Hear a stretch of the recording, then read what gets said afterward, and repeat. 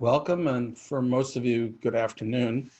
I want to invite you to join us this afternoon for a program and a conversation that's been convened by the Center for the Study of Politics and Governance at the Humphrey School of Public Affairs. This is the School of Public Affairs for the University of Minnesota, based in Minneapolis. I'm Larry Jacobs. I'm a faculty at the University of Minnesota's Humphrey School, and I'm also director of the center in which the Certificate in Election Administration is based. I just want to say a quick word about the Certificate in Election Administration in case you don't know about it. It's a pioneering online program that shares best practices with current election officials. It's also preparing students who are interested in a career in election administration. The certificate's 12 credits. It's taught by prominent leaders in election administration, both in Washington and in states around the country. It's accessible online 24 hours a day, so it's quite convenient. It also has a very strong placement record. Our graduates are getting jobs around the country. And if you're interested in looking into registration, here's the email to do it. And if it moves too fast, you can just search for the Certificate in Election Administration and get that information. I want to just quickly mention some of the upcoming classes we have this fall. Amy Wilson, who's a really talented instructor and official in the Colorado Secretary of State's office, will be teaching a survey in election administration.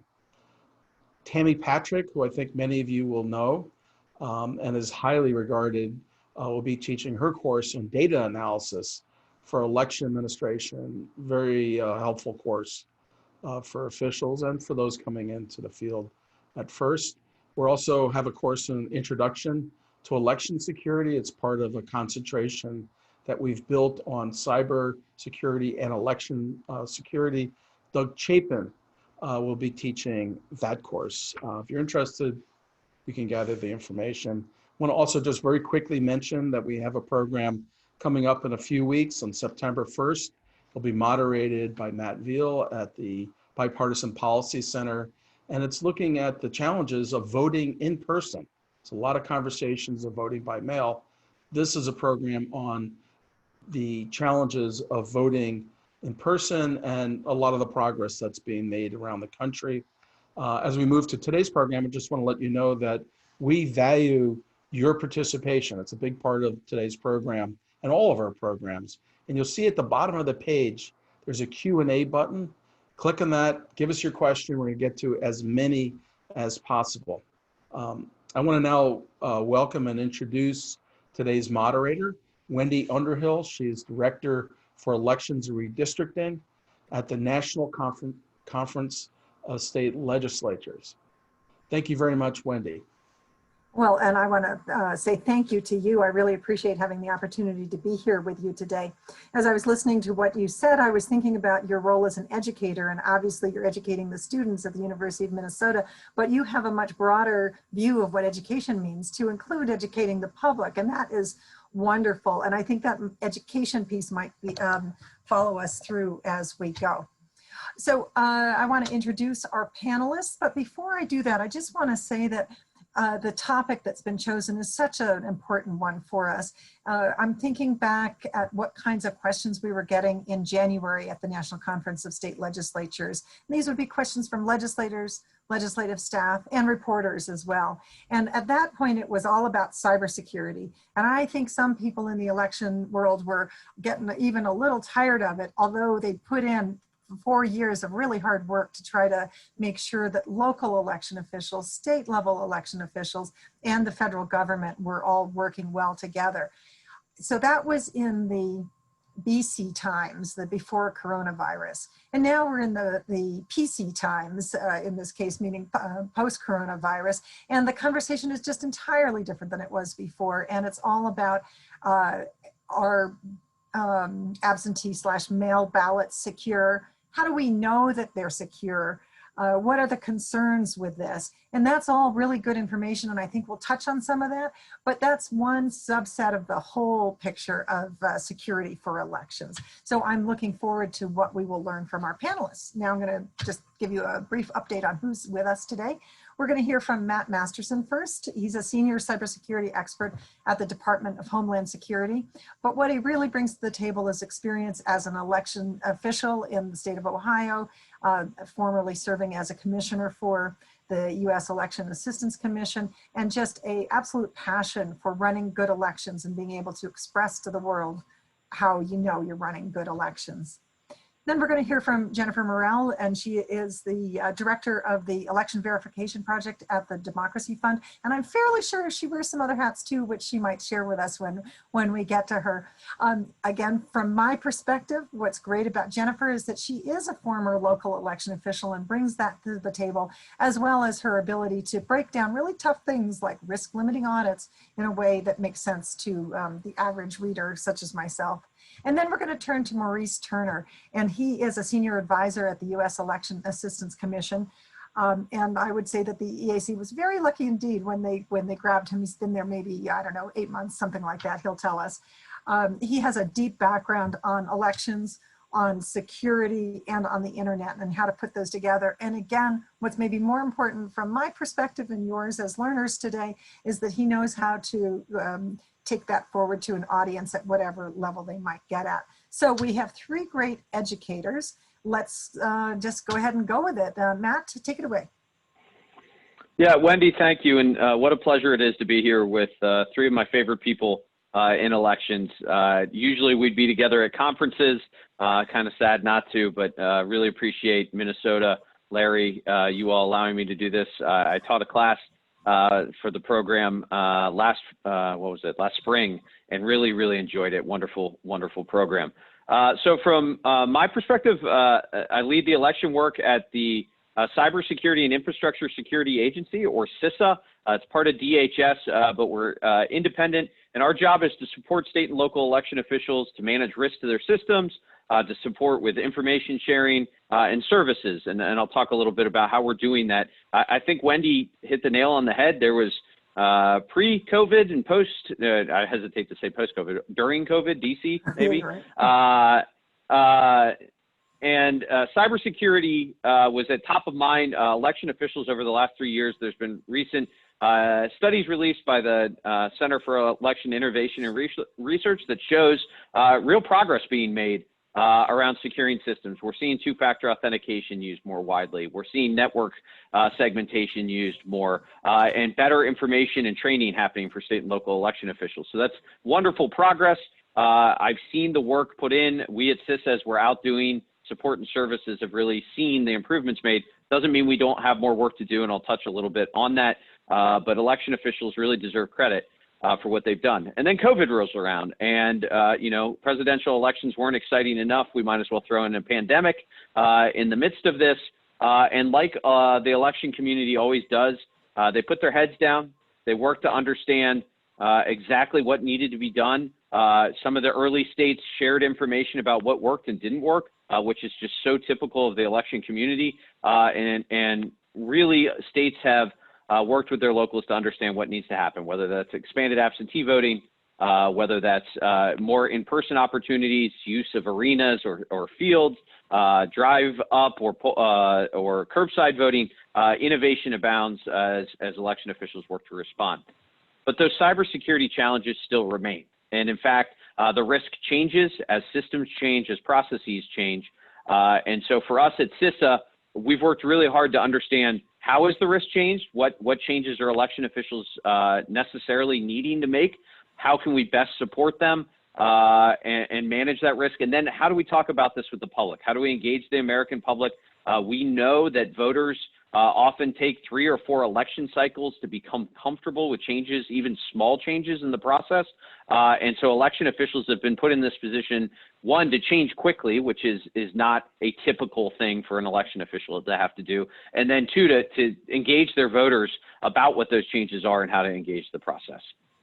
So for us at CISA, First is the focus on providing resources and information about managing risk. We recently, last week, issued 2 risk assessments from working with the election community with the private sector in elections. One is on election infrastructure risk generally. The takeaway from that, not surprisingly, is that networked or outward-facing systems, things like election night reporting, voter registration lookup, voter registration data, polling place locators, and general business systems, so just your computers that you work at, are the most at risk, in part because of attack surface, in part because of the type of data that's available and the interest there. Certainly websites remain in play. And then voting systems, which get talked about a lot, are high impact assets.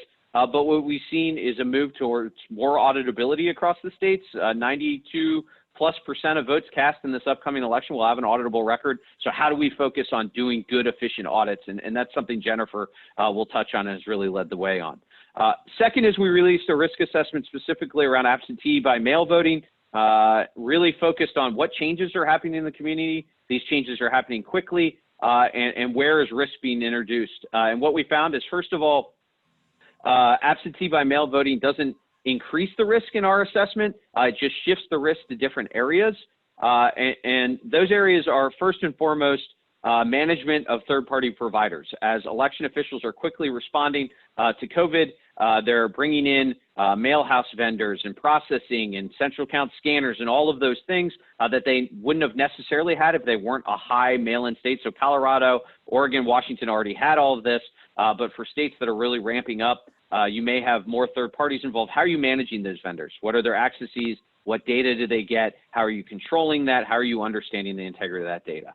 The second is voter registration data, which was already primary importance, really takes on enhanced importance in an absentee or vote by mail environment. That's what we use both to send ballots and to validate ballots when they come back. So really that ability to monitor your voter registration system, that ability to track and understand if there are anomalies, and then to recover if something happens, right? Having backups, exercising those backups, and responding really becomes critical. And then third is really around messaging to the public, helping them understand what are their options, how does the process work, and really engaging them publicly so that they know both how they can be involved in the process, but also what steps election officials take to ensure that the process is secure. So in the end, I think all of our goal, and the other panelists talk about it, all of our goal is really to have a process that supports a voter that is first prepared, that has the information they need. Am I registered? What's on my ballot?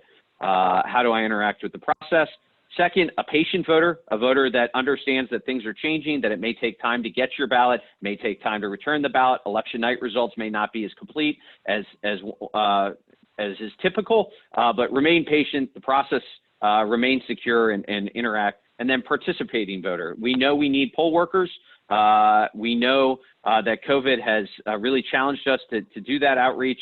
And so taking advantage of your opportunity, because we run elections at the state and local level, to engage as a poll worker, an election worker, to watch pre-election testing, to participate, because it's the way you can really best understand the process, have confidence, and serve your community. So I'll wrap up on that and just appreciate this panel so much.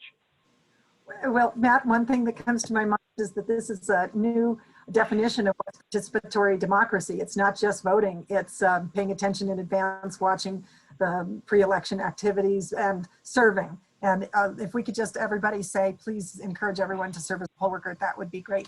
We do have one question that's specific for you, so I think I'll go ahead and ask it while I've got you here. And that is that the Ohio Secretary of State has indicated that drop boxes will be available in one location in each county. And do you have any comments, any thoughts? This comes from Tom. Yeah, obviously aware of that. We at CISA, working with Jennifer and others, have worked on guidance about securing and implementing drop boxes. Certainly encourage election officials that are looking at the possibility of using drop boxes to check out the resources. It's CISA.gov, Protect 2020. The resources are right there. But each state's making decisions about what they need to do, what their laws allow, and we just want to be able to support and meet them where they are. Got it. Thank you. With that, let's shift from Matt to Jennifer. Are you ready to go?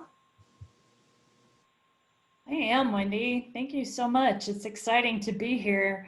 And thanks for mentioning my focus and my commitment to post-election audits, especially risk-limiting audits. That hasn't changed, but it has shifted a little bit. So I've actually taken a step back and have spent time over the last few months, as you mentioned, wearing some other hats, supporting state and local officials who are experiencing really dynamic change, as we've seen, both around the way they administer in-person voting, as well as this expanded growth in vote by mail, and really thinking about what's critical to building trust and assurance that an election was conducted correctly, and what really is the foundation of good audits. And what it's led me to are three sort of specific things that I hope we'll have an opportunity maybe to talk more about today. First of all, I love the teaser for this panel. Good elections are secure elections. So I would say good elections and secure elections start with well-documented procedures. And I think that those are especially critical if you're experiencing that significant change or a significant shift in the way that you conduct your election. Vote by mail is a great example. And just having something in your head really isn't good enough. I know for a lot of folks that have done this many, many times, those routines are there and you know them in and out. But now is really an opportunity to have clearly written documented procedures and checklists. And so what do I mean by that? Thinking again, like about the vote by mail process. I'm talking about checklists for your retrieval teams when they're out collecting ballots from drop boxes that include chain of custody forms, and thinking about when those ballots are brought back to your election facility and how do they get checked in? How are they accounted for? What happens in the signature verification process? What does that look like? How do you account for ballots when they're rejected for a signature discrepancy or a missing signature? And those that are moved forward to be opened. How will ballots be transported, and how are you going to document when they're transferred from one working area to another, from one set of hands to another? What is the physical process for verifying the number of ballot cards once they've been opened and extracted before they're sent to be scanned? And is there a way to reconcile all of that against what the scanner or the voting system indicates has been scanned? So it's procedures and logs and things for your ballot duplication teams and forms, chain of custody forms, all the way through the storage of those ballots. I know that sounds like a lot, but in reality, those written procedures really become the foundation and the way that you do go about validating or verifying your election. And we could go through a similar list for ballots cast in person. So going back to this idea, good elections and secure elections are built on a foundation of solid accounting.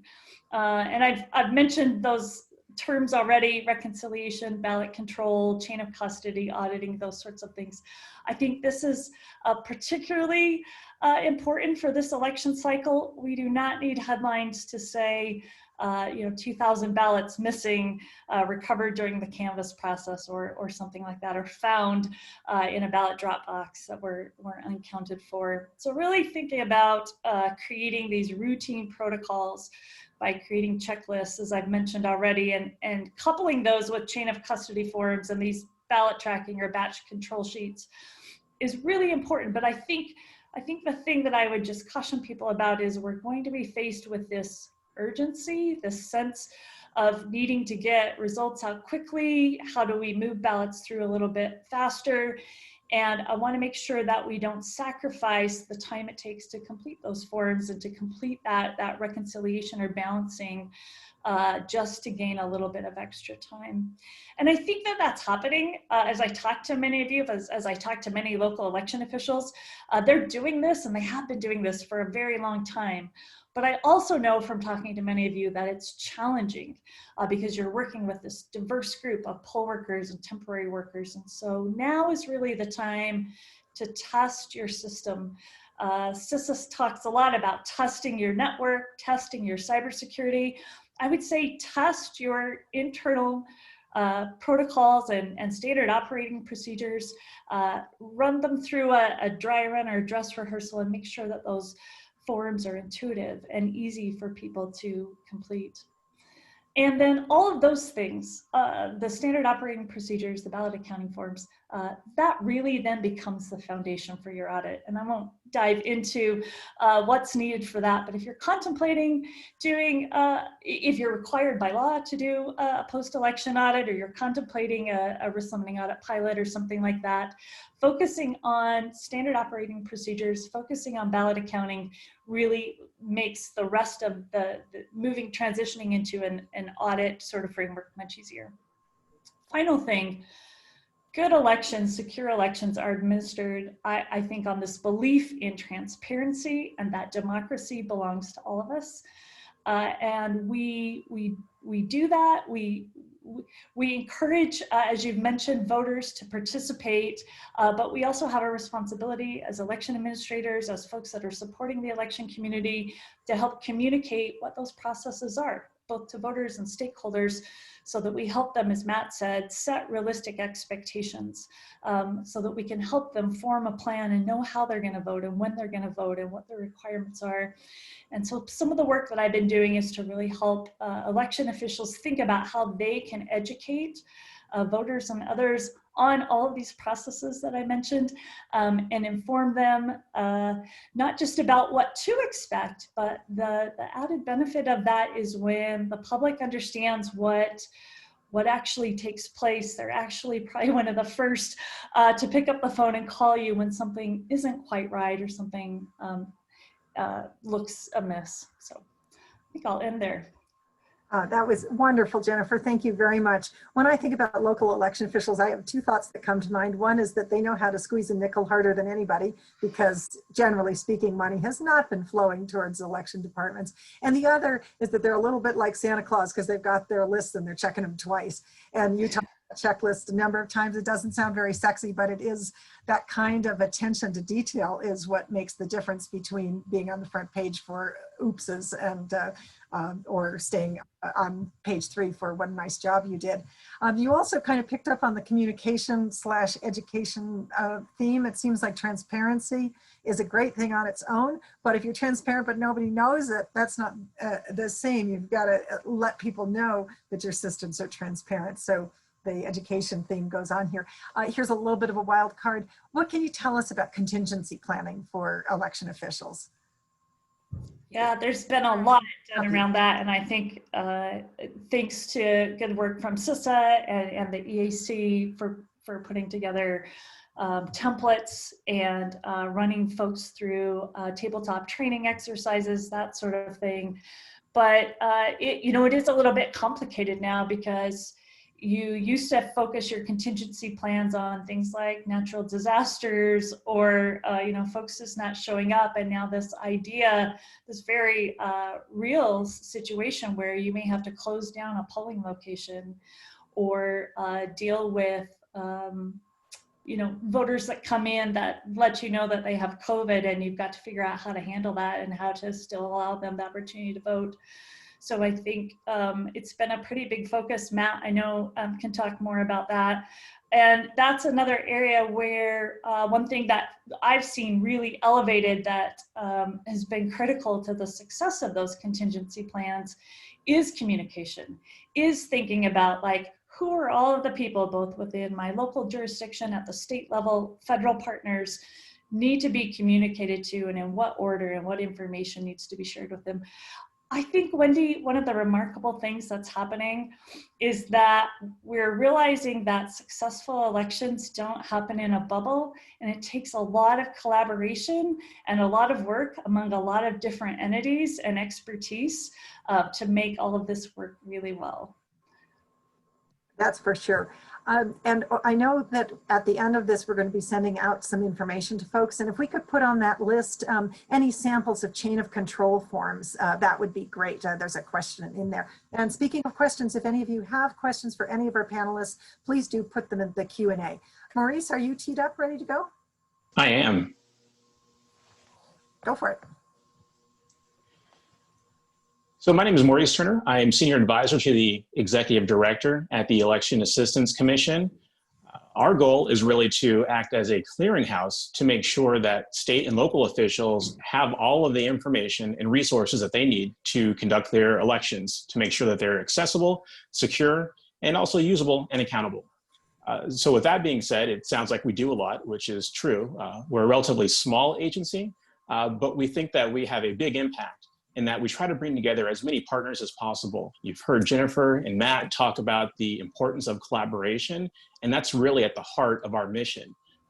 Most recently, in talking about COVID-19 response, states were provided with grant funding, about $400 million in March. And so one of our main goals over the past few months has been to help get that money to states to make sure that they can respond to the pandemic.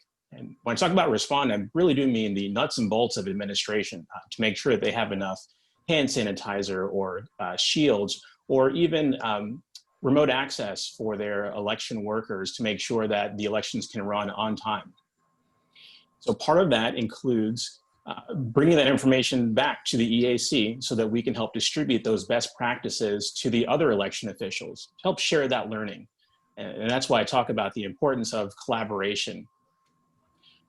Elections are run different ways all across the country, and that's part of the benefit, but also part of the challenge.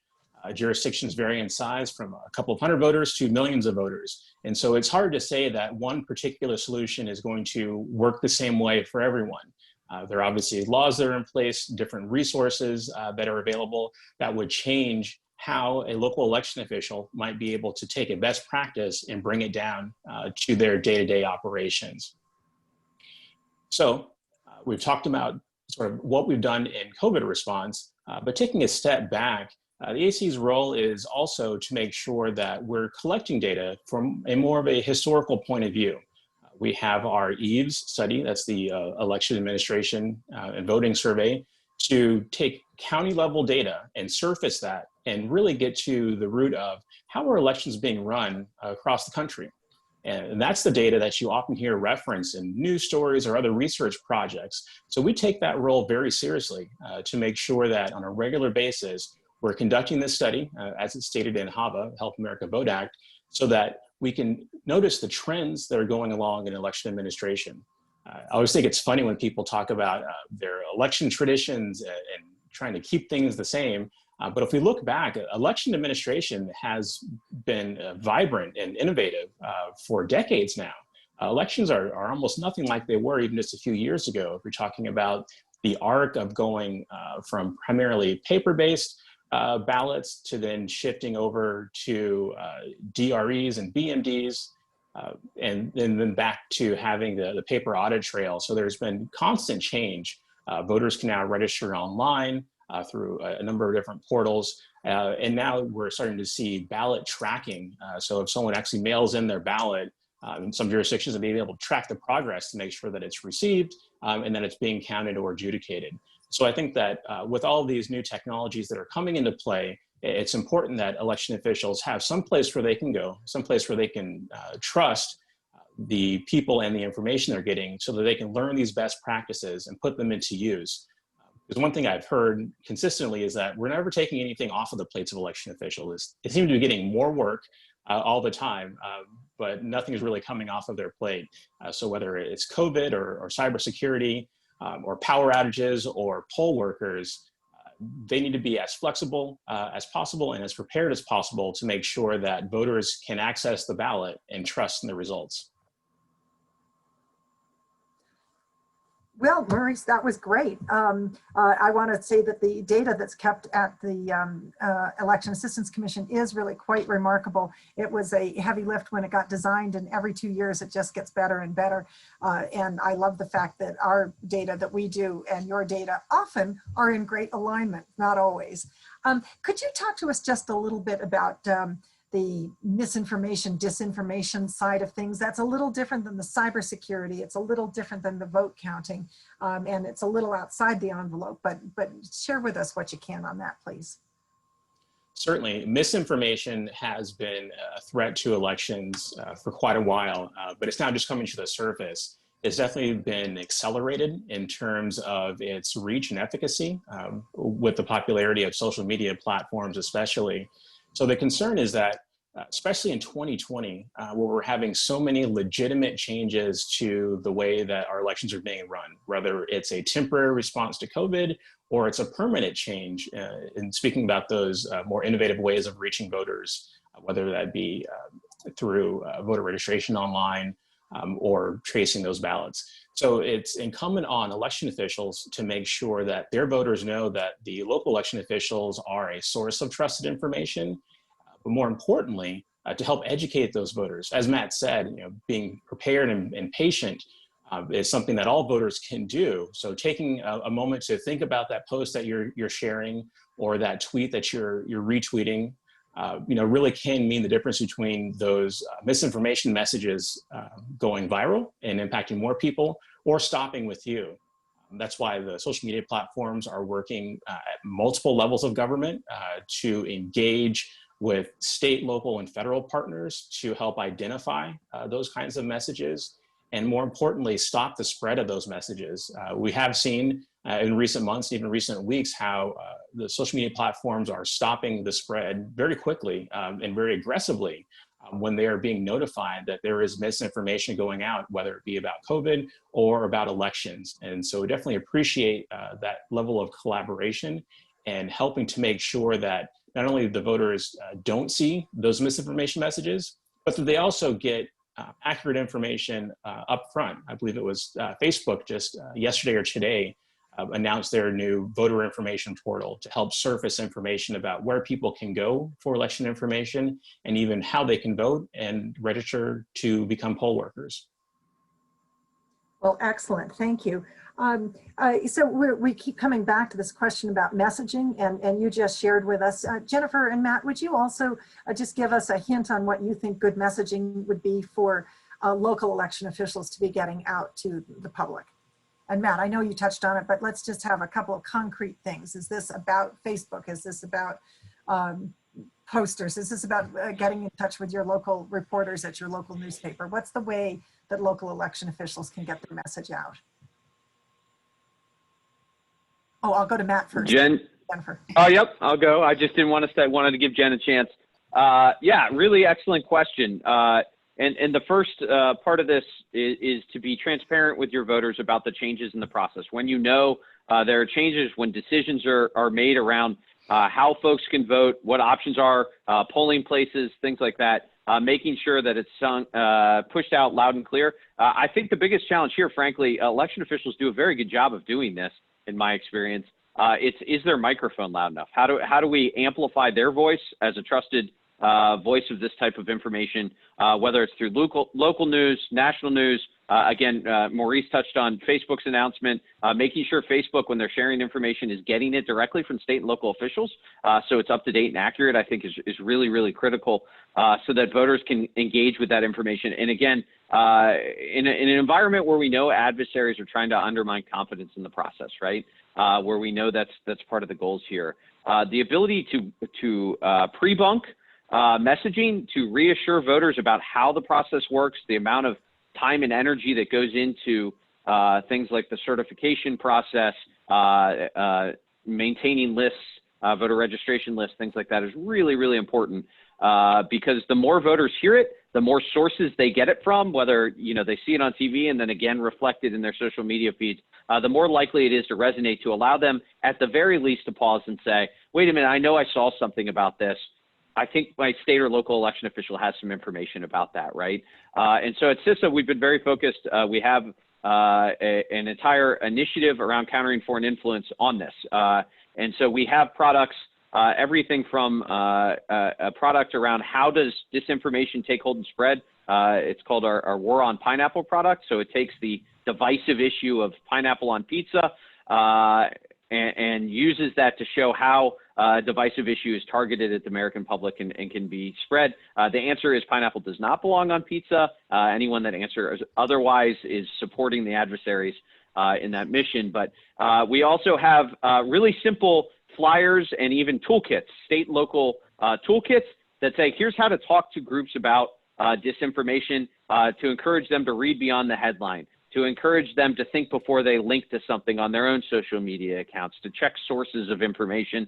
And the purpose of this toolkit is because we recognize we're not the best voice in many instances. It is that state or local official talking to your local Rotary Club or your local urban league or you know, NALEO and folks like that. And so if you go to CISA.gov under Countering Foreign Influence, you'll see these toolkits and these flyers available. We have seen state and local officials take and use them in so many creative ways already, including just sharing them with the library and having information up at local libraries, which before COVID would have been an effective approach. So anything we could do to help support that, we're going to roll out information. And the key here is anticipating where the election cycle is headed. So we know the key dates, we know registration deadlines leading to absentee ballot deadlines, leading to election day and certification, getting out in front of those and messaging it to the people. And we also know from research from Dana Chisnell and others that voters most want to know what's on my ballot, how do I vote, and then how do I know my vote will be counted as cast, right? So messaging, that's so critical. Well, Yes. Oh, go ahead. Go ahead, Wendy. Jennifer. Your turn. I was going to say, Matt really covered it, and I agree with just about everything he said, except that pineapple should be on pizza. That's how they. Yeah, that's how they win, Jennifer. That's how they win. So I think when we think about voter communication and outreach, we need to think both the pre-election period, which Matt went into a lot of detail about. We also have a resource on the website for my group, the elections group. It's called Managing Expectations in 2020. It lists a number of strategies that can help you focus on all of those things that Matt mentioned. And I think that website's going out with information. So you don't worry about writing it down.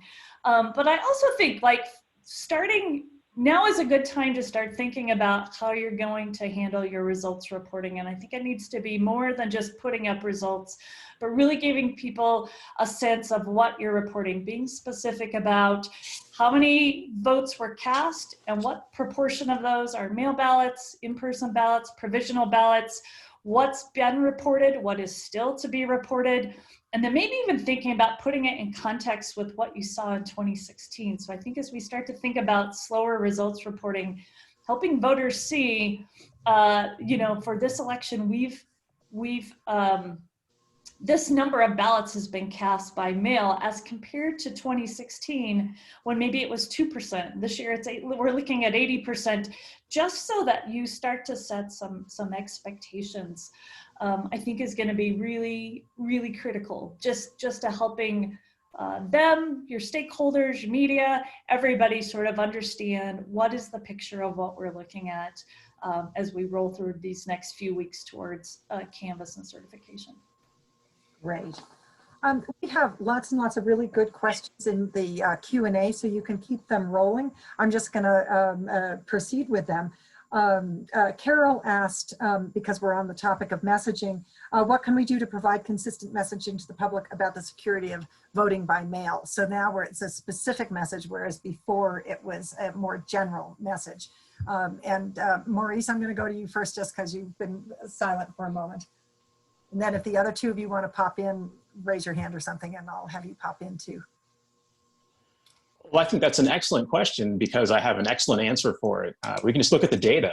We can take a look at the data that's collected about the number of ballots that go out, the number of ballots that come back, and even the adjudication process. So I think drilling down into the local level data is a great way to show the risks associated with voting by mail or by absentee or mail-in voting. And then, what's the actual harm that occurs if we're talking about a handful of ballots, out of thousands or tens of thousands that are cast. I'd say that's a fairly low-risk way to vote.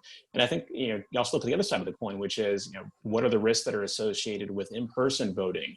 And so I think having that data available is a great way to get down to the level of detail you need to in order to, as an election official, make an assessment of what works best. But then also, as Jennifer said, be able to communicate that message out and tell that story at the local level. It's not just using national numbers or even state level numbers, but use the local numbers to tell that story. Got it.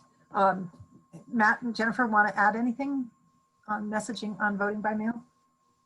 The only thing I would add is that I think each specific threat deserves its own specific response in terms of the security measures that are in place, the testing that happens, the verification that happens, what those guardrails are. And I don't know, I don't think we really have time to go into that in this conversation, but I think you need to think about if the allegation is flooding the jurisdiction with counterfeit ballots, there's a definite list of things and protocols that are in place that would prevent that from happening. If it's people fraudulently casting multiple ballots, there are definitely some security measures and protocols that are in place to help prevent that and mitigate that. So I think you need to be specific, not just about the threat, but about what the layers of security, and that's the key thing. It's not just a single thing, right? But there are multiple layers of security to secure each one of those elements.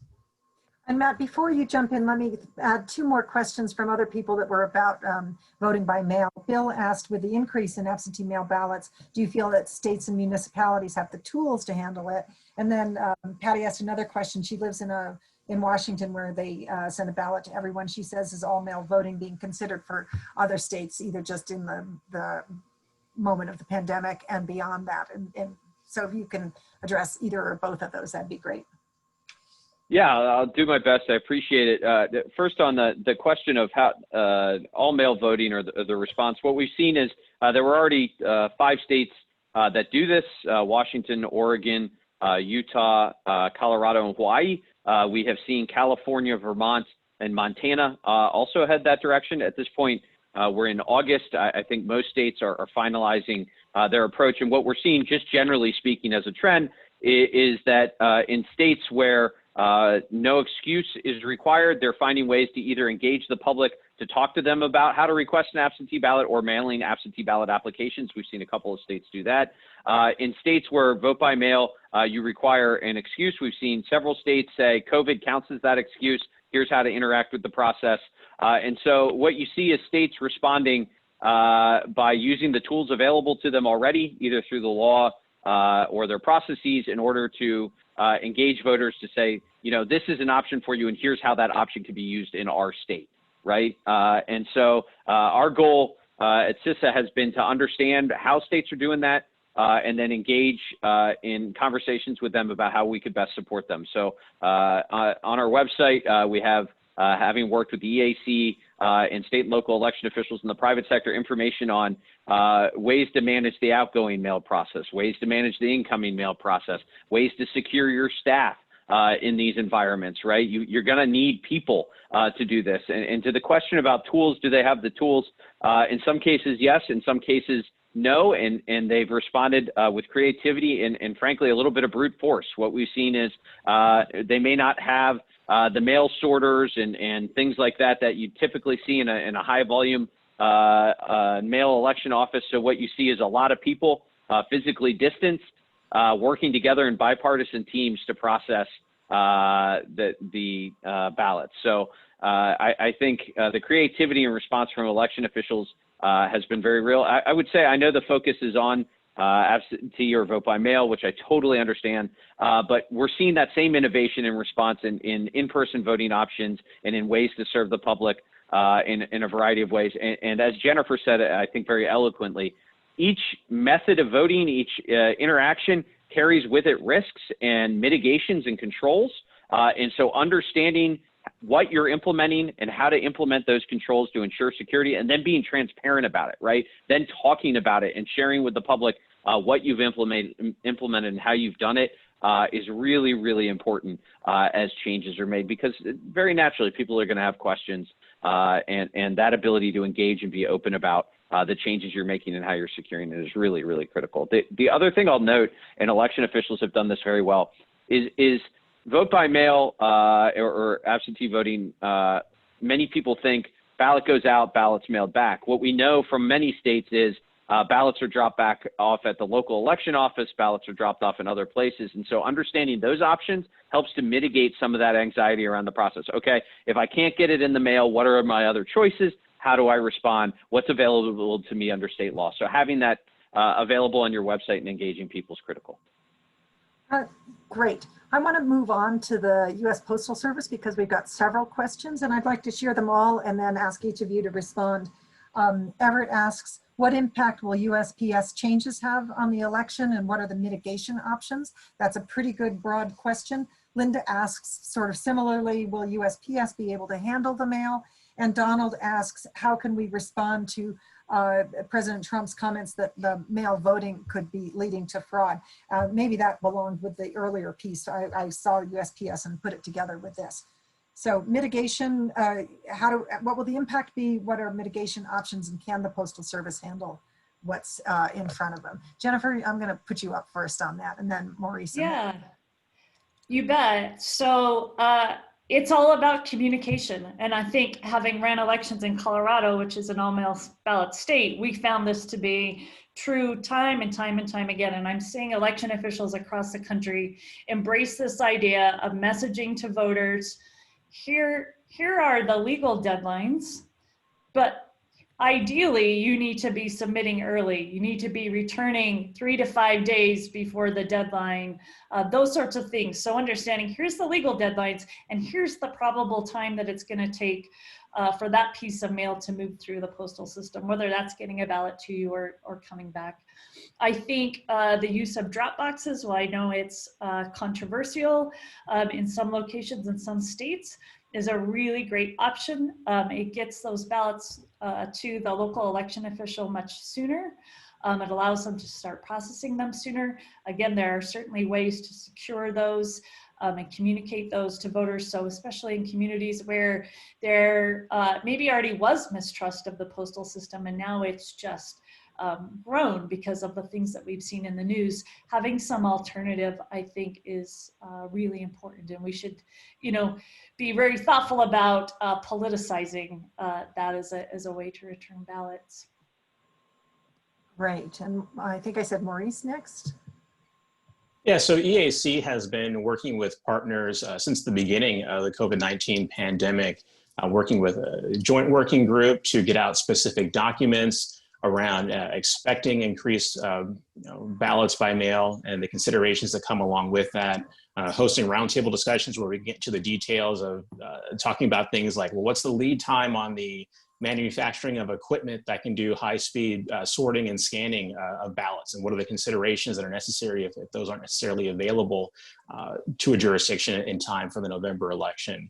But also we provide toolkits through partnering with electionmail.org, again, getting into those nitty-gritty administration level details to make sure that election officials know that there are options, best practices that are available to them in terms of designing their ballots, designing their return envelopes, to make sure that the Postal Service can collect and sort and route those particular pieces of mail in a particular way. And so I think that those are things that election officials who may not have as much experience with vote by mail are certainly encouraged to look into and consider, because if you have states like Oregon or Washington that are accustomed to doing high volumes of mail, then they're going to be business as usual, basically. But other jurisdictions, they may only be used to having mail coming in terms of single-digit numbers. And so even just a doubling of that volume puts a lot of pressure on the system. And then they still have to run their in-person polling places with the expectation that they don't quite know how many people to expect to show up in person, or how many people are going to be mailing in their ballot instead. So they're in essence running, 2 elections at once. Got it. Matt, do you want to jump in? No, I think they covered it perfectly. We can get other questions. Great, because I've got another question for you. Why has election security always been a local or state issue and responsibility as opposed to a central one? Will it change? If it were a national effort, would that help with financial and legal disparities between the states? Yeah, I absolutely love this question. So thank you for whoever asked it. So traditionally and constitutionally, elections are run at the state and local level, right? So state and local officials are responsible for running elections in general, which includes securing the system. So they're the owners and operators of the systems that run our elections, which is, I think, appropriate and good, in part because it does allow voters to engage directly with the process, with those who run the process. And so I think that's an important part of this. What changed is 2016 happened, and we know that in this case, Russian operatives targeted the 2016 election, including targeting election infrastructure, voter registration data and databases, and this was a sea change for election administration. And what led or came out of that is elections were declared part of our nation's critical infrastructure by the Department of Homeland Security. So we have 16 sectors, really 18 sectors and subsectors of critical infrastructure that includes everything from the power to the water to IT systems and financial systems. And what this declaration did was declared, okay, elections are in that same category. They're critical to the functioning of our democracy, of our nation, and we need to work to protect them. And so what that allows us at CISA to do is prioritize state and local election officials for support and services and help them manage the risk. They still own and operate the systems. They still run elections. That is how it should be. But we're able to do things like penetration testing, cyber hygiene scanning, phishing assessments, incident response, real-time or close to real-time sharing of information through what's called an information sharing and analysis center, all to help support them. And so really the burden of securing our elections falls on all levels of government and, quite frankly, the American voter. You know, they have a resilience role in this, but the federal government over the last 3 years has really been able to provide a great deal of support services to state and local officials. We work with almost 6,000 jurisdictions that have received our information in some form or another, or services or support to help them. And we're really proud of that partnership with the state and local officials because they're working their tails off to secure this. We are in a different world than we were 4 years ago on this. Huh. Jennifer, Very different. Yeah, very. Jennifer, I'm coming to you next. This question comes from Tim. How do you recommend responding to public record requests for digital ballot images and the 22-month retention? And before you answer, do tell us what's meant by digital ballot images so we're all on the same page when we're talking about that.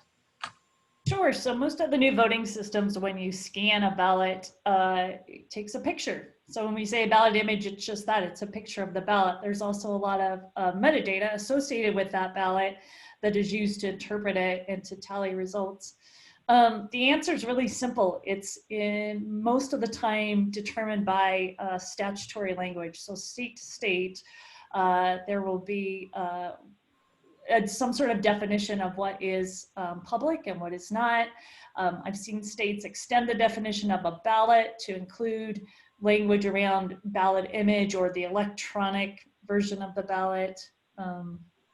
So that really is a state by state question, and I would have to go to the NCSL website to see what I could find out about how each state interprets that. I will say I've filled those record requests before, and they're tough because it's a lot of data. We're talking about hundreds of thousands of images, essentially. So you think about the amount of storage on your phone for the handful of pictures that you take. In larger jurisdictions where you may have 300,000, 400,000, 500,000 ballot images, it just becomes like kind of a logistics issue for downloading and storing and transferring that to the requester. I'll be interested in further conversation with you about that because as more places have those digital images, this question will come back more and more. Maurice, the next one's for you. It comes from both Carol and Cheryl, and it's about disinformation is not always from foreign actors. It can be domestic. Can you talk to us about that side of things too, and particularly how to combat it? Is it any different? Well, the good thing is it's not any different. So the protections that we're talking about, whether we're talking about putting two-factor authentication on social media accounts or having educated voters, those work effectively against domestic misinformation messages as well as international information messages. And I think it's something that we haven't really talked about because so much of the focus has been on Russia or other countries, but really I see, longer term, that the domestic misinformation messages are something that could have an equal or even greater impact on our electoral process. We have the right to free speech, and along with that comes a certain level of responsibility to make sure that we're being critical of the messages that we receive to make sure that there's no undue influence in our actions. And so I think that as long as voters can stay up to date with the messages that they're receiving and being critical of them, those same techniques can be effective against domestic misinformation. It's actually something that I was a little bit more concerned about pre-COVID in terms of the primary elections, because in my view, that was a real opportunity for misinformation to have a negative impact. We had so many candidates in the primaries, and the elections were happening in such a short time period that misinformation could have been used to help derail those campaigns if it had been used. Fortunately or unfortunately, there was a disruption to the election called COVID, so that risk passed. But I think come November, we're in a little bit better shape in terms of having a focused general election, but more importantly, having a process that we've already been through before. It wasn't that long ago for some of us, Bush v. Gore in 2000, where there was a contested outcome, and we went through the entire process of adjudication and through the Supreme Court, and we had the time to do so. And so I think drawing on that experience is something that could be important in November as we consider misinformation messages that are coming leading up to Election Day, but then after Election Day, if the results are in fact close, then there needs to be additional adjudication. Great. We are nearing the end of our time together. We did have a question about what happens if there's an October surprise. And by that, sometimes something happens in October, and it could be foreign war, it could be some new news about people's histories, who knows what it is. And sometimes it's had an impact on how people voted in the past. With everyone voting, so many people choosing to vote early, is there any way for them to change their vote? Maurice, while I've got you up on the screen, do you know the answer to that? Anything about an October surprise? I hope there's not an October surprise. I really do. But I would like to end with this message saying that the federal government is here to help state and local officials as best we can and to help voters. We're about 81 days out from Election Day, but realistically, you can cut that number in half if you consider that UOCAVA and overseas voters are going to be getting their ballots relatively soon. And the federal government has always had an interest in protecting federal U.S. elections. We've seen the 19th Amendment so that women can vote. We've seen the Voting Rights Act. So there has always been some federal interest. And so we're looking forward to continuing that effort and collaborating with state and local officials as well as other federal partners to keep that going. Great, that was a wonderful closing for you. Before I turn to you, and unless you have something extra you want to say, but before I turn to Matt and Jennifer, I do want to say that Shanda has given us a public service announcement that libraries are fully functioning right now during the pandemic, and do not hesitate to reach out. That's a great local resource for getting information out to folks. So Matt, let's turn to you and ask you if you've got some final thoughts for this audience on what they can be doing, thinking, and if it's inspirational, that's super great. Well, I can't promise inspiration, but I appreciate the time. I appreciate this panel. A couple thoughts. The first is, in many ways, the conversations that are happening now around elections are good because it's raising the public consciousness around elections, around the processes, the procedures, challenging all of us that are involved to raise the bar on transparency and to really engage voters, right? And I think that's a positive thing. People are more aware of what's happening in and around elections. For election officials, it really comes down to prioritizing your time, which is your most valuable resource, and your assets towards how best to serve your voters, including how to secure the system. So as you look at where can my resources best be used, mitigating those risks around general, your general computing systems, your laptops or your business systems, your outward facing websites, patching systems, having a patching plan and ensuring that you're doing that, and then having an incident response plan. There are going to be cyber incidents during this election. That's how it works in any IT environment, not unique to elections. What's your plan to respond? If you get locked up with ransomware, how are you going to recover? Because you're going to be need that in place and have practiced it to recover. And then for voters, it really does come down to having a plan as well, right? Understanding what are my options, what's on my ballot, how can I engage the process, remaining patient, whether it's on receiving your ballot, getting it back, election night results, and then really participating. 250,000, 500,000 poll workers are needed nationwide, somewhere in that range. And there's good work being done by the EAC, nonprofit sectors. If you're healthy, if you feel safe to be an election worker, or you feel like you could serve, it is an incredible way to serve your community, particularly right now, particularly in the midst of COVID. The reality is, for most states, in-person voting is going to be the most common form or the way that most voters choose to interact with the process. We need poll workers, we need polling places. So please be engaged with the process. And thank you. Love it. That was great. Jennifer, 30 seconds of inspiration for us, and then I'm going to turn it back. Yep, I will be quick, and I'll actually direct my message to any state or local official that's on this call, because you really are the superheroes of the moment. And I can't say enough how amazed I've been at the work that's being done hours in just unprecedented circumstances, with still limitations on resources, space, time, people, etc. And I would just say, please don't feel like you have to do it alone. There are so many groups and organizations and partners ready and willing to help, even if it's just a small piece of a challenge that you're dealing with. And if you're not an election official and you're listening, now is the time to step up and do what you can to help. So that's so appreciate being here today. Well, I am indeed inspired hearing about the amazing work that you all are doing. And I thank you all for being with us as panelists. And I thank everyone who's on the line for sticking with us. Those were great questions. I'm sorry I didn't get to all of them. It was just so much to pack in. So Larry, that's a message for you. Keep doing it.